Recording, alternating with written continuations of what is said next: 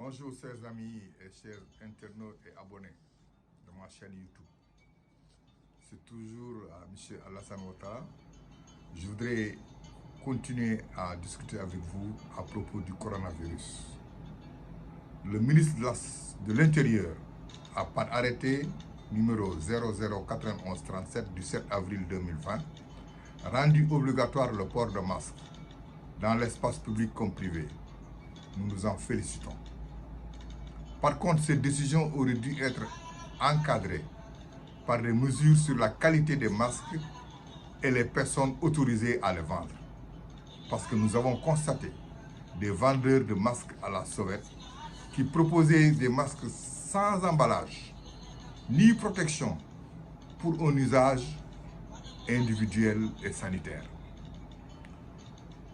Normalement, le masque est un produit médical ou entrant dans la gamme des produits de parapharmacie, le rendant ainsi sécure et rassurant pour son usage.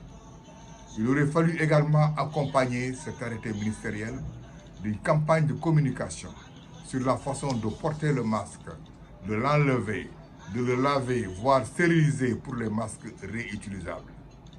Il existe différents types de masques, comme vous le savez, ceux réservés aux soignants et ceux pour le grand public. C'est ceux pour le grand public, ce qu'on appelle couramment les masques barrières. Ces masques dits barrières sont la plupart du temps confectionnés par nos tailleurs, ou par nos épouses, ou par nous-mêmes. Ce sont des masques grand public. Le porteur de ces masques protège les autres. Ainsi, si les autres portent les mêmes masques barrières, chaque individu protège son vis-à-vis. Il est fondamental de faire comprendre au public que ces masques ont une durée de vie, qu'il serait nécessaire de changer toutes les 4 heures pour les masques barrières. La solution serait d'avoir 3 ou 4 masques, de manière à porter un masque le matin et un l'après-midi, et de les laver, pour les porter le surlendemain. Pendant ce temps, on pourrait porter le 3e masque. Aussi, il serait nécessaire que tout le monde porte le masque. Ce serait même fondamental de signaler aux forces de l'ordre là où les personnes qui n'ont pas de masque, les responsables des magasins ou boutiques seraient tenus responsables au manquement de cet arrêté. Il en est de même pour le respect de la distance de sécurité qu'on appelle communément distanciation sociale. Le fait de dénoncer ces personnes serait considéré comme un acte civique à haute portée pour la santé publique. Par ailleurs, c'est le moment pour les politiciens qui, pendant les élections, achètent des milliers de t-shirts, de casquettes, de banderoles à l'effigie de leur candidat ou pour eux-mêmes, pour les offrir aux militants. C'est le moment de faire une bonne action. Non seulement ils feront de la communication pour eux-mêmes, mais surtout ils vont contribuer à stopper la propagation du coronavirus. Quelle noble action! Chers amis, chers abonnés, un débat sur l'opportunité d'un test à grande échelle, sur un échantillon plus grand de cas est posé. Depuis hier, il est important de préciser que ce test à grande échelle, pour moi, n'a pas une grande utilité. D'autant plus qu'une personne peut être testée aujourd'hui négatif et positif le lendemain. Ceci est dû à la période d'incubation. Puis, ce qu'il faudrait savoir, les personnes testées qui donnent des cas positifs sont les mêmes personnes qui étaient en quarantaine, supposées avoir été en contact avec les personnes issues de la contamination communautaire. Je m'explique. Quand quelqu'un a une contamination communautaire, cette personne-là, on regarde tous les gens qui sont autour d'elle, on les met en quarantaine pendant 14 jours.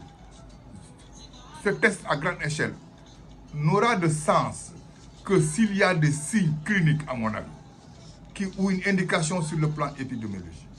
Depuis la fin des cas importés, je suis presque sûr que les personnes positives issus des cas suivis par le comité proviennent de la contamination communautaire.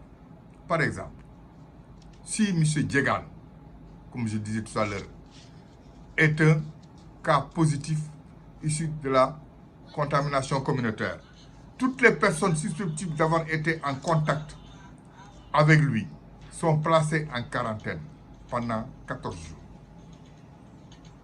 Et avant de le libérer, les contacts de M. Sen, Djegan Sen, je dis Djegan Sen, on leur fait un test.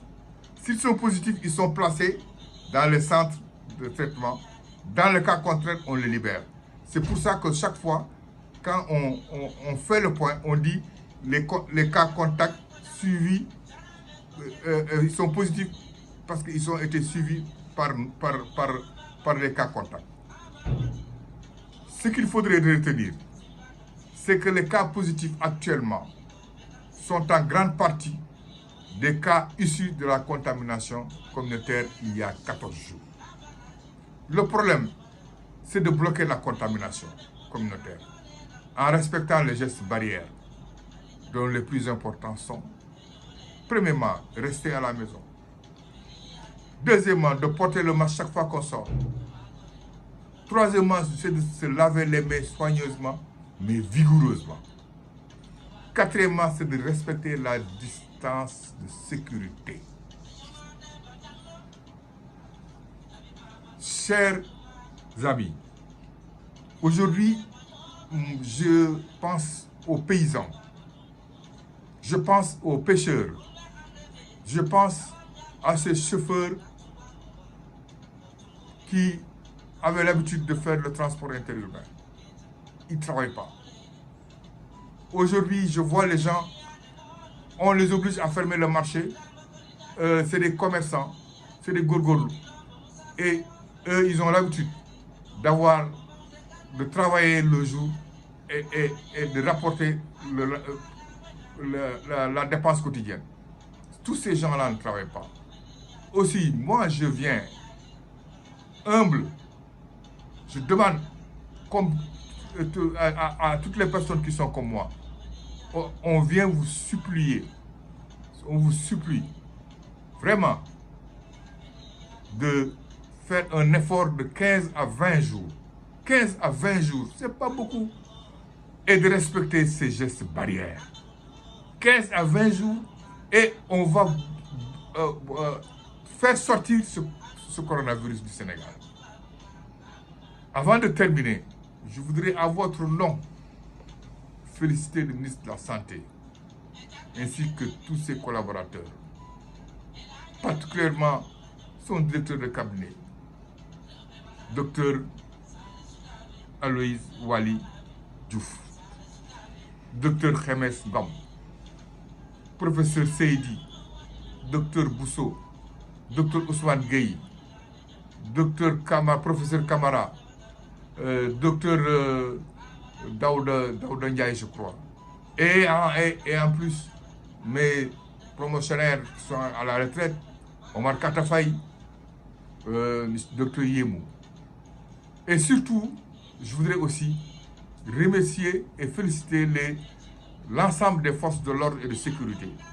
Les policiers, les gendarmes, les sapeurs-pompiers, les agents du service d'hygiène, et surtout, la presse dans sa globalité.